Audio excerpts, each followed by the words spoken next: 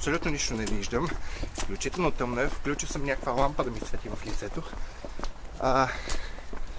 Отиваме на парти с Маги и Джули и останалата тумба народ. Стресал съм перука. Оправена е фаца. Абсолютно готови сме за излизане. Нямам представа дали съм на фокус, нямам представа как изглеждам в момента. Ще видим каква е трагедията след малко. Току-що изпуснах Обана, което е в Германия метрото. И трябва да чакам след 10 минути. Надявам се да не закъсня прекалено много, защото вече достатъчно закъснях, докато си ресех перуката. Така че предполагам, че след няколко минути примерно ще дойде метрото и ще мога да се видя с Маги и останалите девойки и да се позабавляваме, защото е събота!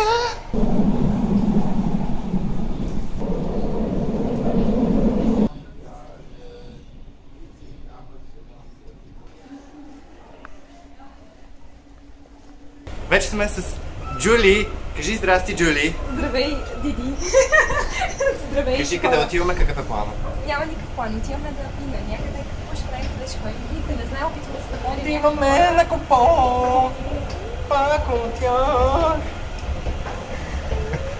Да речем, че да. И после пак ще се видим. Те ли гледат странно? Да. Ама говоря на чужд език, така че съм достатъчно голямо извънземно. И това е.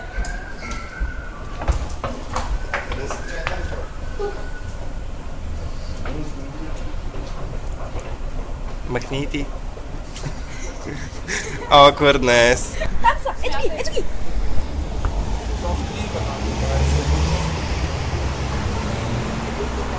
Мишки!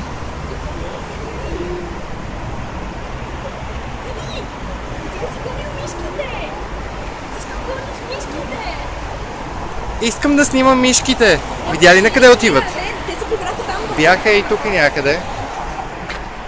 Да, тук е супер тъмнината.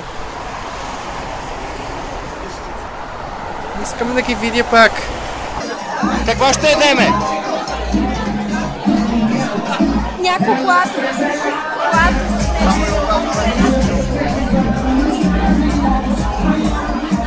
Какво искаш да ядем? Не знам.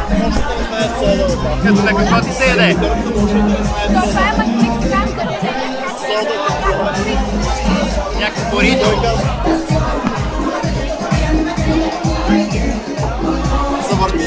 Не знам обаче дали забелязваш как всички ни гледат.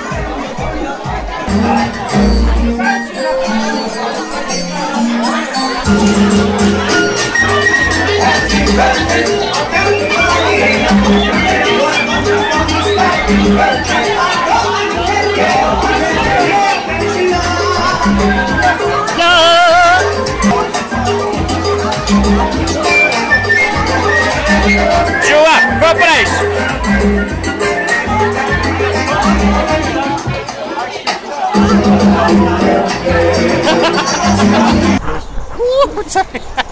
Боже, завъртя ми се селфи пръчката. Та, сега так му излизаме и беше супер шумно и топло в заведението. Стига се смятам! Та, беше изключително готино и беше много топло и много шумно. И ядохме панирани пилешки и разни неща и беше много вкусно. Хареса ли ти на тебе? Да, беше с мек, беше много вкусно. Да, наистина состо беше много хубаво. Много добре го бяха направили. Люто, медено... Люто, медено, салсено. Салсалита. Да, наистина. Имаше някои ремикси. Абсолютно нямам никакъв проблем, просто да седа вкъщи и да ям. Няма лош. Да, сега се прибираме, отиваме към Обана. Екзорсизъм. Еми по-добре отвън. По-добре отвън, отколкото отвътре. Да, какво казвах? Да, сега се прибираме към къщи, защото е, колко е, 1 часа или нещо да сърт? Нещо подобно. Ние сме съвестни граждани и ние просто искаме да спим. Това ли правят съвестните граждани? Ми да, ходят на спа. Да. Какво беше? Най-обичам? Масаж спа. Масаж спа. Ти ще ме масажираш, аз ще спа. Да. Това е човека, ама какво е за човека? Не, университет сграда просто. Просто е сграда. Автобуса ще си изпусне. Автобуса. Ти мога да си на Обана, ама аз съм на автобуса. Аз съм много банен. Това е където ще да пикая, обаче... Къде щеш да пикаеш?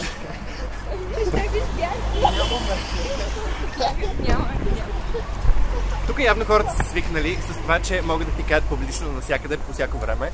Аз това го намирам за извъртено. Чули ме? Айде.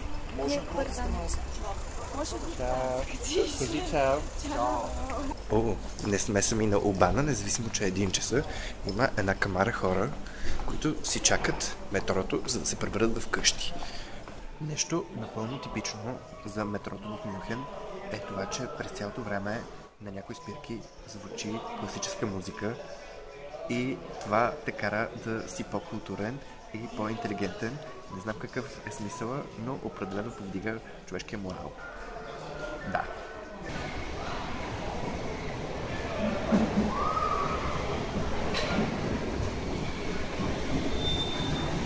Не е пияна, тъй че предвидя. И да е пияна, пак пияна да си помни какво си казва. Браво. Що не ме харесваш така? Съм ти е баба и живота, и всичко с тебе. Не ме кажеш, че съм малко. Къде отиваш сега? Брат, защо в момента? Аз съм пореща пияна и на ден на много да пия. Кой искаш сега? Кажи ми кой искаш? С прикаяне на не. Не, чакай да стигне до ваша са, че покажеш. Ето защо да покажеш? Ти вече са насрам. Ще пикаеш много работа. Казах ти, дръж се малко остана. Чакай, тук да държиш. Не знам какво се е виждало, дали се е чувало, но явно са били на някакво парти и руското девойче се е понапило, а момчето явно е нейното гадже. Това, което се случи след като прекъсна видеото, е, че дойде тяхната спирка и двете момичета слязоха, за да се прекачат на друго метро. И руското девойче нещо се тръшна и каза: няма па да се качвам. Другото девойче започна да я дърпа за ръката, да се качат в метрото. Стана драма. Момчето слезе за секунда, защото явно продължи с моята линия. Момчето слезе само да я прегърне и да я целуне, но тя просто никак не беше доволна. Тъжното е, че сравнително често виждам българи в метрото и повечето пъти, когато е по-късно вечер, обикновено са доста пияни и са... Да, не искам да казвам некултурни, но некултурни. Не, че аз съм кой знае какво цвета за мирисане, но сега да се тръшкаш в метрото, не смятам, че е най-великото и подходящо нещо на света. Сега се прибирам към вкъщи и е някъде около 1:30 или нещо този сорт. И всичко е супер тихо тук. Нещо, на което немците много държат, е, че е хубаво всичко да е много тихо и много спокойно. Но пък поне се забавлявах адски много с Джули и с нейния приятел и с тяхната компания. Маги къде беше? Защо не дойде?